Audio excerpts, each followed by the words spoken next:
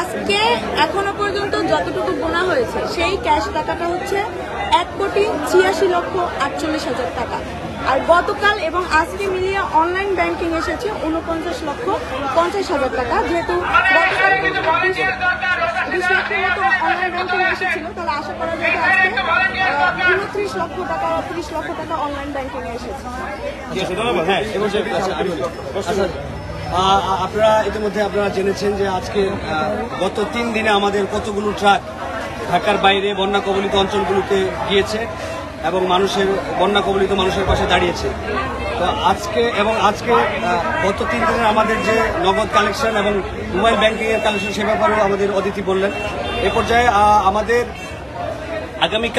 কালকের যে ধরনের কর্মসূচি, পরবর্তী কর্মসূচি এবং আমাদের কি কি প্রয়োজন সে ব্যাপারে কথা বলবে আমাদের সমন্বয়ক আবু বকর মজুমদার।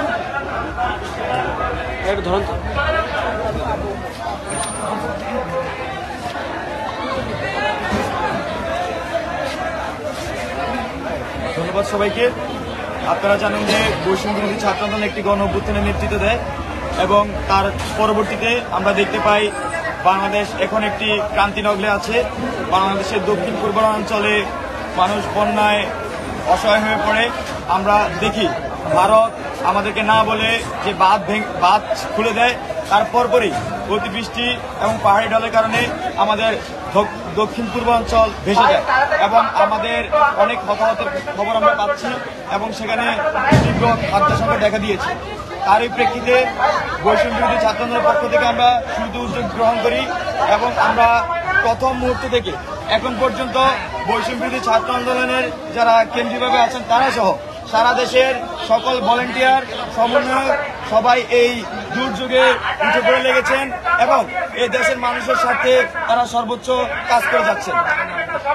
আমরা শুরুতেই আমাদের রেস্কিউ কার্যক্রমের জন্য কিছু মানুষ পাঠাই, তারা রেস্কিউর জন্য কাজ করেন এবং পরবর্তীতে আমরা যখন নৌবাহিনী থেকে আমাদেরকে জানানো হয় আমাদের অনেকের ট্রেন না, তারা গিয়ে সেখানে বিপদে পড়তে পারে, সেই জন্য আমরা রেস্কিউ কার্যক্রম কিছুটা স্থগিত করি এবং আমাদের যেখানে সবচেয়ে বেশি সক্ষমতা ত্রাণ কার্যক্রম আমরা সেখানে ফোকাস করি এবং কার্যক্রম পরিচালনা করা শুরু করি। আপনারা ইতিমধ্যে আমাদের ত্রাণ কার্যক্রমের আপডেট সম্পর্কে আমাদের অন্যান্য সমন্বয়কদের কাছ থেকে জানতে পেরেছি।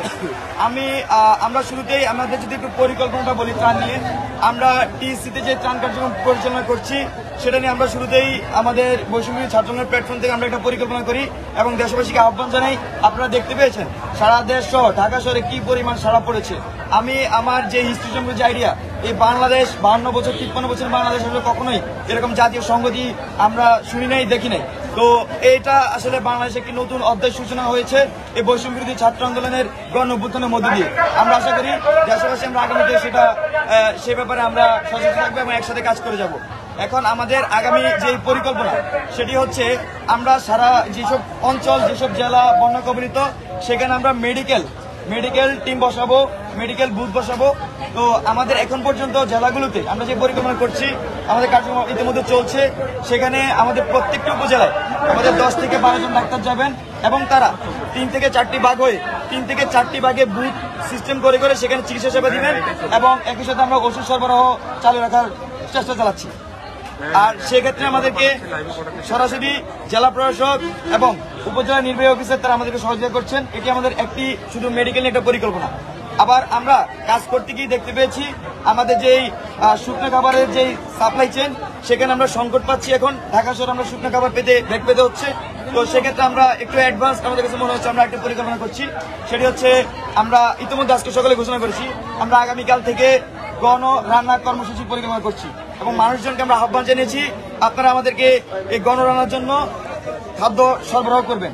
ইতিমধ্যে আমি জানিয়ে দিতে চাই আমাদের সেখানে যেসব প্রোডাক্টগুলো আছে, চাল, মসুর ডাল, মুগ ডাল, তেল, পেঁয়াজ, আদা, রসুন এবং আলু, আমি সারা ঢাকাবাসী সহ সারা দেশবাসীকে আহ্বান করব আপনারা আগামীকাল থেকে আমাদের যেসব পয়েন্টে আমরা সংগ্রহ করছি টিএসসি, ঢাকা বিশ্ববিদ্যালয় কেন্দ্রীয় মাঠ এবং ডাকসু ক্যাফেটেরিয়া, সেই সব স্থানে আপনারা এইসব প্রোডাক্ট সাপ্লাই করার ব্যবস্থা করবেন, আপনারা ত্রাণ হিসেবে দিয়ে যাওয়ার চেষ্টা করবেন।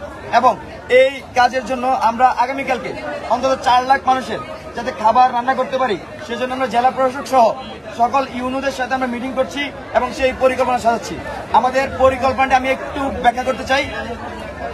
আমাদের যেসব উপজেলাগুলোতে হচ্ছে আমরা রান্না করার পরিকল্পনা করছি, সেখানে ইউনো মহোদয়দের মাধ্যমে আমরা যেসব স্পট আসলে রান্না করার স্বাভাবিক পরিস্থিতি আছে সেই সব স্পট আমরা রান্না করার চেষ্টা করব এবং করে আমাদের যেসব ভলেন্টিয়ার আছেন বৈষম্যবিরোধী ছাত্র আন্দোলনের তাদের মাধ্যমে উপজেলা ইউনোর সাথে সমন্বয় করে আমরা যেসব এলাকায় এখানে খাবার পৌঁছায়নি সেসব এলাকায় দুপুর এবং রাতের খাবার করে আমরা পাঠানোর চেষ্টা করব। এটা হচ্ছে আমাদের মোটা দাগের পরিকল্পনা।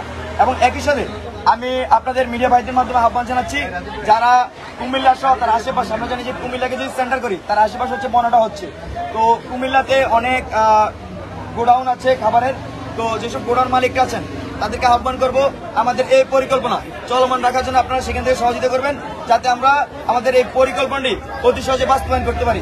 কেননা আপনারা জানেন যে ঢাকা থেকে মাল পাঠানো আসলে সময় সাপেক্ষ এবং হচ্ছে আমাদের এই সময় সাপেক্ষ যেমন একই সাথে আরেকটু কঠিন।